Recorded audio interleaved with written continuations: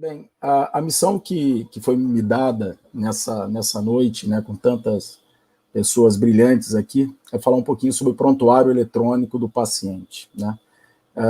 Eu tenho aqui o prazer de ter como advisor o professor Renato Sabatini, né? Então eu vou trazer um pouquinho da questão teórica, um pouquinho da questão prática sobre o prontuário eletrônico. Bem, primeiro que a definição do prontuário eletrônico, ele é um local que tem o registro e o armazenamento permanente das informações individuais e fatos clínicos relacionados ao atendimento em saúde, ou seja, uma vez imputado o dado e armazenado o dado, seja no prontuário de papel, seja no prontuário digital, ele tem que ser, pelo menos, registrado permanentemente, porque aquilo é um dado em saúde, é um documento médico legal. Então, a gente tem que ter um registro permanente das informações. Geralmente, um paciente ele tem vários prontuários distintos ativos, né, principalmente os prontuários de papéis, né, os prontuários físicos, sobre a guarda dos profissionais de saúde e instituições médicas que atendem ao longo da vida. Geralmente, os dados eles não se comunicam entre si, principalmente os prontuários físicos, né? Há uma grande dificuldade de integração, como foi apresentado anteriormente, né, mas que isso vem cada vez mais diminuindo, principalmente com a Rede Nacional de Dados em Saúde, cuja proposta é fazer uma integração dos dados de prontuários em nível nacional, tanto para o setor público quanto para o privado. Mas ainda a gente não pode dizer que há uma integração definitiva dessas informações. Existem muitas duplicidade de informações, porque muitas vezes o paciente, quando vai para uma consulta, o prontuário físico tem que ir junto, e muitas vezes o prontuário não está presente, o médico ou profissional de saúde acaba abrindo um outro prontuário. A questão dos dados incompletos também é um grande problema, né, em relação aos prontuários, ou dados que não estão disponíveis, né? Então, por exemplo, como eu falei, o paciente vai, o prontuário fica lá no SAMI, e muitas vezes isso acaba atrapalhando, logicamente, a evolução, você não sabe o que aconteceu na última consulta, etc. Né? Bem, é importante lembrar que legalmente os dados médicos em prontuário são do paciente, e o médico e a instituição de saúde são os controladores do dado. Então, assim, na verdade, tudo que está ali naquele prontuário diz respeito e, do ponto de vista legal, é do paciente, né? Como vocês já viram nas apresentações anteriores, né? Os prontuários eles podem ser físicos, né? Papéis, fotos, documentos escaneados, filmes, etc., que a maioria ainda no Brasil, mas cada vez mais vem reduzindo, né, esse volume. Ou o registro digital, né, no computador, na nuvem, nas mídias, com toda essa segurança que o Thales apresentou. Isso é fundamental para guardar esses prontuários de forma segura, né? E isso tem que ser, obviamente, adequado. Por isso que, muitas vezes, alguns serviços que não são homologados não têm essa capacidade ou a segurança para a realização. Bem, quando a gente olha para um prontuário, de um modo geral, a gente tem alguns componentes que são obrigatórios, né? Principalmente nos prontuários físicos. Por exemplo, a anamnese, né, que são informações subjetivas, como queixa principal, história da moléstia atual, patológica pregressa, hábitos e estilo de vida, história psicossocial. Então, a gente tem que ter dados e informações em que o profissional de saúde coleta essas informações e registra no prontuário. São informações subjetivas, né? Agora, nós temos também informações que são objetivas, como o exame físico, né, que muitas vezes você não tem esse exame durante um procedimento de telemedicina propriamente dito, você tem uma dificuldade maior, excetuando, por exemplo, uma ectoscopia, mas alguns exames também físicos você consegue fazer por telemedicina, mas de um modo geral ele é mais complexo, muito mais difícil do que no exame físico presencial.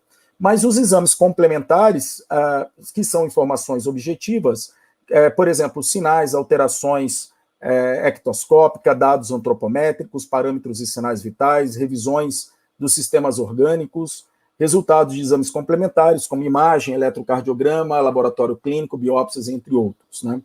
É importante ter uma avaliação clínica, onde o médico ou o profissional de saúde vai fazer uma hipótese diagnóstica, uma etiologia, os agravantes e atenuantes daquele caso, o prognóstico daquela doença, ou seja, como que será o futuro, né, em relação àquele agravo à saúde, as decisões sobre a necessidade ou não de novos exames complementares e identificação de problemas adicionais. Muitas vezes você faz várias hipóteses, e isso você tem que registrar, onde a gente chama de avaliação clínica.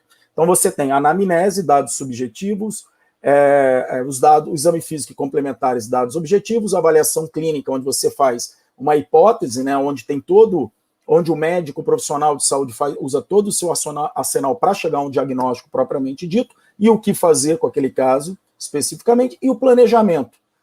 Como eu vou manejar esse paciente, como eu vou medicá-lo, como vão ser as ações preventivas, terapêuticas, cirúrgicas ou tratamento clínico, aconselhamentos e orientações, como mudanças de hábito de vida, estilos de vida e acompanhamentos e evolução. Então, nós falamos que existem 4 componentes que são fundamentais quando se fala de prontuário médico, né? Que tem aí uma palavra chamada SOAP, que é subjetivo, objetivo, avaliação e plano, ou planejamento. Então, isso é fundamental quando a gente vai começar a conversar sobre prontuário médico ou prontuário de outras especialidades. Eu, como médico, sinto um pouco mais confortável de falar do lado médico, mas com algumas modificações você também pode aplicar para outras situações de outros profissionais de saúde. Bem, a estrutura do registro clínico, ela precisa obedecer, então, alguns padrões. Nós já vimos o SOAP, que é fundamental para você fazer categorização desse registro em prontuário. O PLEP é uma estrutura cujo dado ele obedece um padrão. Então, por exemplo, o paciente, o local onde aquele paciente foi atendido, o episódio onde ocorre aquele registro, o problema relacionado, eu vou mostrar alguns exemplos, e o TPDR, que são identificadores que cada ação precisa ter. Por exemplo, o tempo, quem foi o prestador, qual foi a descrição daquele evento e qual o problema relacionado. Então, trazendo alguns exemplos, né, de prontuário, o que um prontuário tem que ter, né, porque como é um curso onde tem vários profissionais em diversas formas, é importante a gente saber que tem uma lógica em cima desse prontuário propriamente dito. Então, por exemplo, atendendo o SOAP, né, você vai ter que o paciente relata tosse, dor de garganta e febre há 3 dias, ou seja, dados subjetivos que o paciente nos conta, a ausculta pulmonar normal sem ruídos adventícios, ou seja, dados objetivos, o A, né, que é o diagnóstico da infecção das vias aéreas superiores, e o planejamento, que é a amoxicilina, 500 mg de 8 horas por 7 dias, raio-x de tórax e monitorização da febre, estado geral e retorno em 15 dias. Então, você precisa ter um padrão de registro, né? Não adianta a gente achar que nós podemos registrar de qualquer forma, porque isso você precisa ter nesse exemplo que eu trago de registro de dados, e numa forma lógica destes registros, né? Com relação ao PLEP, por exemplo, né, o paciente Maria das Graças foi atendida em qual local? No dia 5/6, na UBS Vila Leopoldina, pelo doutor João, cujo CRM é 12345, são casos, obviamente, anedóticos, né, com diagnóstico de infecção de vias aéreas superiores. Então, você tem uma lógica no registro. E o TPDR, que foi realizado às 18 horas no dia 6, uma radiografia de tórax, cujo resultado foi normal, e o laudo anotado em prontuário e pelo operador, né, quem fez aquele registro, a enfermeira Paula Aparecida. Então, como que o computador entende isso? Como que, quando você pensa no registro eletrônico, né, do paciente, né, os campos abertos, os campos não estruturados, como a gente já viu anteriormente, apesar de ter uma massa gigantesca de dados, muitas vezes eles não trazem informações porque você não consegue agrupá-los, clusterizá-los dentro de regras que vão nos permitir fazer identificações e obviamente, dados em saúde, informações que são extremamente importantes, e quando você quer fazer análises preditivas, também você vai precisar de agrupar tais informações. Então, existe uma nomenclatura específica, por exemplo, o registro do paciente pelo Cartão Nacional do SUS, né, você sabe que aquela paciente é Maria das Graças, então ela tem um identificador que é fundamental para um registro eletrônico. O Conselho Regional de Medicina do médico, o COREM do enfermeiro, o CNES da UBS Vila Leopoldina, o CID-10 de infecções de vias aéreas superiores, o procedimento que foi realizado pelo número do SUS, né, isso é atendimento médico, unidade pronta atendimento, e o LONC, que é um número, um número onde você tem o identificador lógico laboratorial. Então, por exemplo, a radiografia de tórax, 2 posições, você tem um registro específico para aquele procedimento. Então, como que o prontuário identifica? Não adianta a gente escrever somente campos abertos. Isso, obviamente, ele é importante, é obrigatório, mas a gente tem, por obrigação, trazer o mais próximo possível que essas informações sejam agrupadas dentro de uma nomenclatura, de uma taxonomia, para que a gente possa, então, identificar e trazer isso para dados, informações, métricas, na maioria das vezes, e com isso a gente trazer essas informações que são extremamente importantes, como, por exemplo, foi apresentado anteriormente. Bem, existem vários manuais e normas que permitem que nós façamos o registro eletrônico dos dados dos prontuários de forma correta. Então, eu trago aqui isso desde 2016, hoje a gente já está numa versão de 2021, de março, onde a Sociedade Brasileira de Informática em Saúde, né, juntamente com o próprio Conselho Federal de Medicina, eles trazem manuais de certificação para o sistema de registros eletrônicos em saúde. Então, não adianta a gente vir aqui e falar, vamos construir um prontuário, se esse prontuário não tem normativas que são adequadas. E essas normativas, elas têm níveis de segurança, né, nível 1, nível 2, nível 3, mas que tem que ter o mínimo básico necessário. Né? Então, isso é de suma importância. Tanto que em março de 2021, a certificação ela não é só para o registro eletrônico em saúde, né? Mas ele também serve para telemedicina, telesaúde e também para prescrição digital. Então, isso é um passo, né, ao nosso ver, extremamente importante, aonde existe uma normatização e uma regulação em cima dos softwares, tecnologias para o atendimento em saúde, porque, de fato, isso faz com que haja um maior nível de segurança, maior nível de informações possíveis e necessárias quando se fala de saúde, né? Como foi apresentado aqui pelo Thales, por exemplo, isso tudo é trazido dentro dessas normatizações.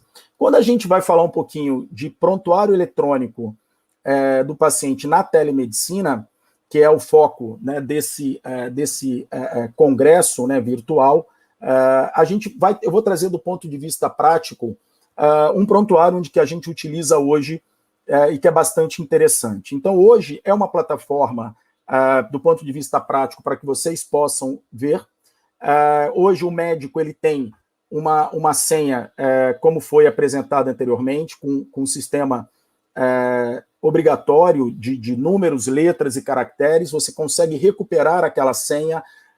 Você pode, obviamente, quando você entra, você tem um dashboard operacional daquelas teleconsultas, você tem um perfil daquele profissional, então você tem uma identificação daquele profissional do ponto de vista quem ele é, qual é o CRM, uma validação direto no Conselho Federal de Medicina, dizendo se ele é médico, se ele está ativo e qual a especialidade daquele profissional.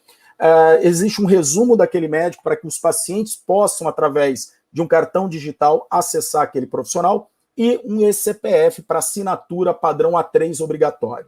É muito interessante que as plataformas hoje permitem que os profissionais tenham os horários definidos, que eles possam atender, né, até mesmo do ponto de vista privado, os seus próprios pacientes, e até mesmo sistemas de pagamento hoje para aquelas teleconsultas serem realizadas. Então, por exemplo, o WhatsApp, além de não ser algo dedicado, você também não tem sistema de recebíveis. Então, papel na melhor forma possível. O prontuário hoje ele é totalmente na nuvem, totalmente adequado às normas da Sociedade Brasileira de Informática em Saúde, onde você tem sistemas como a hipótese diagnóstica como campo fechado e também uma timeline de todos os atendimentos daquele paciente na data e hora, por quem foi feito, e o produto daquela teleconsulta propriamente dito, no caso, aqui, uma receita de azitromicina e uma hidroxicloroquina. A gente colocou, apesar da gente não acreditar muito na hidroxicloroquina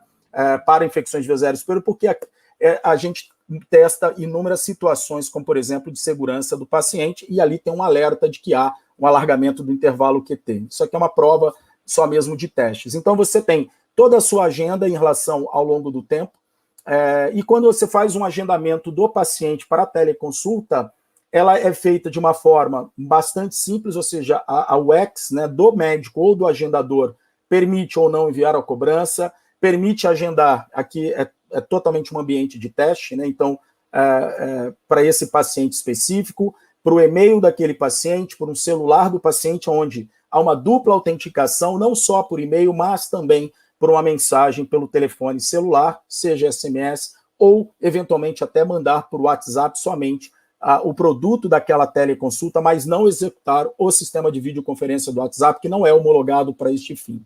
Uma vez feita a teleconsulta, o médico acessa uma base totalmente, que a gente chama de um cockpit, que é totalmente nativo proprietário, aonde aquela videoconferência ela não é APIs de nenhuma outra empresa, ou seja, você não está trafegando seus dados com sistemas embarcados, você tem um prontuário completo com queixa principal, duração, onde você vai colocar, por exemplo, uma dor empontada, que piora a respiração, piora a movimentação, uma dor fugaz, entre outras coisas. Então, é importante que o prontuário não atrapalhe a visão do médico em relação ao paciente, do outro lado, por exemplo, porque isso melhora, obviamente, a experiência do médico em relação àquela teleconsulta.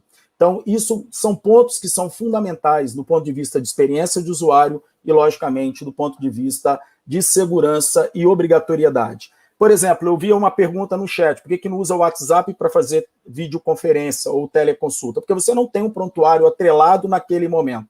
E tem que ser durante aquela teleconsulta em que você está conversando com o paciente, você tem um prontuário ao seu lado para fazer esse registro. E, logicamente, também, não, mesmo que seja criptografado, você não tem os níveis de segurança recomendados. Então, é sempre importante usar plataformas homologadas com sistemas hoje dedicados para esse tipo de finalidade. Bem, você tem um CID-10, como eu falei, que pode ser campo fechado ou campo aberto, e o interessante na plataforma em si, que é também um grande diferencial em relação às outras plataformas que não são homologadas, é a questão do receituário médico, que também é feito de modo nativo e proprietário, também sem usar APIs ou sistemas embarcados. Ou seja, em nenhum momento os dados do seu paciente, os dados da sua instituição estão sendo compartilhados com nenhuma outra empresa, e isso é de extrema importância quando se fala de Lei Geral de Proteção de Dados.